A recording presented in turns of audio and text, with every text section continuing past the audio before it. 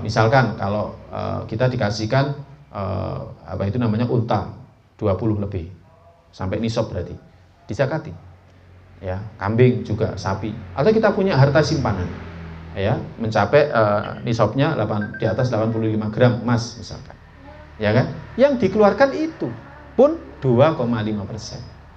Tapi karena sifat kikir dan kita merasa tidak diawasi oleh Allah SWT, akhirnya, ya kan, kita anggap ini sepele, padahal tidak. Jadi sekali lagi, khotul iman jamaah sekalian yang dirahmati Allah, bagi orang beriman, ya kan, dosa itu dia anggap besar semua. Karena apa? Karena dia melihat betapa agungnya Allah, betapa banyaknya pemberian Allah kepada kita. Tapi ketika kita tidak memenuhinya, maka itu adalah dosa besar. Maka dari itu, pelajaran berikutnya, tidak boleh kita ini bergantung, bersandar kepada amal kita.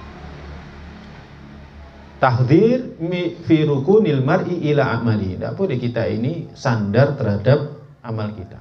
Oh, saya sudah melakukan ini, saya sudah melakukan itu, saya sudah melakukan itu, saya sudah melakukan ini, dan lain sebagainya. Karena apa? Fayujib. Orang kalau sudah sandar kepada amalnya itu nanti akan ujub. Ya, ujub. Oh, aku sudah melakukan ini, saya sudah melakukan ini, melakukan itu, dan lain sebagainya. Ya kan? Akhirnya ujub. Aku sudah bantu kegiatan dakwah di sini dan lain sebagainya. Insya Allah jari aku sudah banyak, ujub sudah. Kemudian yastakhifu bil ma'asi. Akhirnya gampangkan maksiat. Wis pisan-pisan ae wis.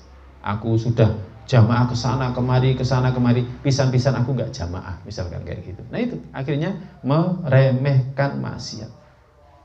Ya. Jadi nggak boleh kita ini sandar kepada amal kita. Oh, saya sudah melakukan ini, dan itu dan lain sebagainya. Nggak boleh. Justru yang bisa membuat kita beramal itu Allah, yang bisa membuat kita ngaji itu Allah, yang bisa membuat kita sholat itu Allah, ya kan? Yang bisa membuat kita mengadakan kegiatan seperti ini adalah Allah, ya, bukan antum, bukan saya, bukan. Ya, kita kalau nggak ditolong oleh Allah nggak bisa. Ini semuanya yang menentukan ini adalah Allah SWT.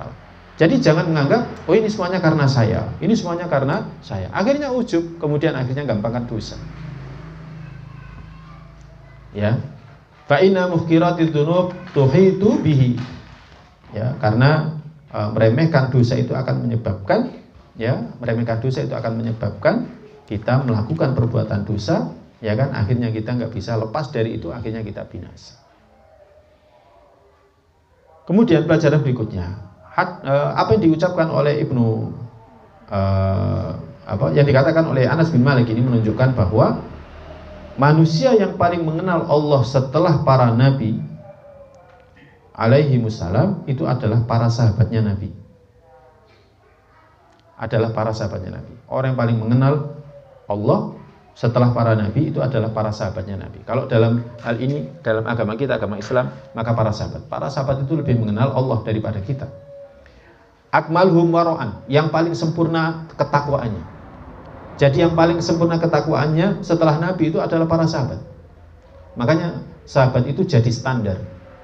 Ya, sahabat itu jadi standar pertama ya dalam memahami agama ini. Kemudian dalam menerapkan agama ini, yang menjadi standar itu adalah para sahabat. Makanya ngaji sirah Nabi penting, ngaji sirah sahabat juga penting. Ya. Jadi ngaji sirah Nabi penting, ngaji sirahnya sahabat juga penting.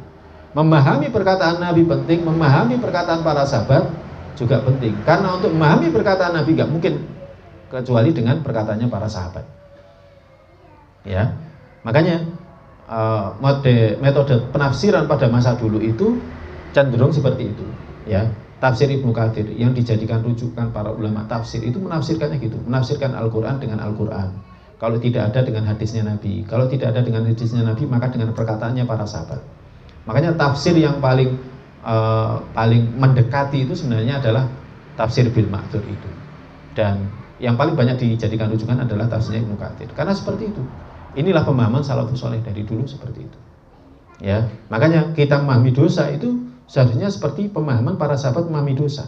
Mereka mengatakan, ya kan, seperti yang dikatakan di sini, kalian melakukan amalan menurut kalian, menurut pandangan mata kalian itu lebih tipis daripada selai rambut, tapi kami menganggapnya sebagai perkara yang membinasakan.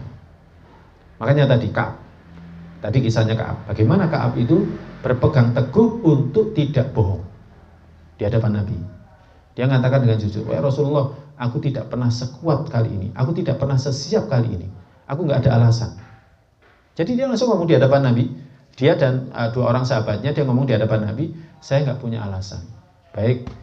Kemudian Nabi bersabda, "Orang ini jujur." Ada dalam hadisnya itu. Jadi Nabi bersabda, "Orang ini jujur. Tunggu keputusan Allah." Tapi kalau orang munafik, mereka mengatakan, "Ustaz, wahai Rasulullah, saya ini dan lain sebagainya." Akhirnya Nabi SAW hanya mendoakan mereka. Ya, tapi kepada Ka'ab maka tidak.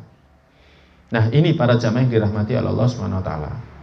Jadi manusia yang paling mengenal Allah setelah para nabi adalah para sahabat, yang paling sempurna ketakwaannya setelah nabi adalah para sahabat. Ya. Kemudian pelajaran berikutnya,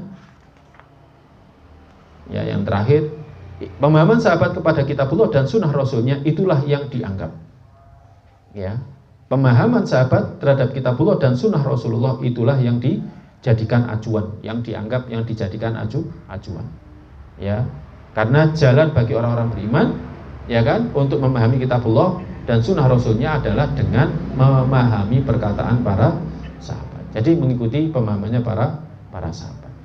Nah, ini khotal iman jamaah sekalian yang dirahmati Allah Ta'ala. Allah bishawab. Mungkin ini, ya. Jadi ini kaitannya dengan masalah muraqabah yang harus kita munculkan, ya kan? Kita selama bulan Ramadan, sebagaimana dikatakan oleh diantara ahli ilmu, bahwa di bulan Ramadan kita ini melatih muraqabah, rasa diawasi oleh Allah. Nah, ini diantara yang harus kita munculkan, berkata jujur, kemudian tidak dusta, ya, dan termasuk adab-adab yang diajarkan ketika kita berpuasa itu kan meninggalkan perkataan itu. Seperti sabda Nabi sallallahu alaihi wasallam, "Malam yada qaula zur wal amal bihi, falaysa lillahi hajah bi ayyada at'amahu wa syarabahu kama qala." Siapa yang tidak meninggalkan perkataan dusta dan mengerjakannya, maka Allah enggak butuh dia meninggalkan makan dan minumnya. Makanya muraqabah itu harus kita munculkan ketika kita berpuasa di bulan puasa, ya. Rasa diawasi oleh Allah Ta'ala. Allah alam bishawab. Mungkin ini yang bisa saya sampaikan. Ada kurang berapa menit ini buka? 48.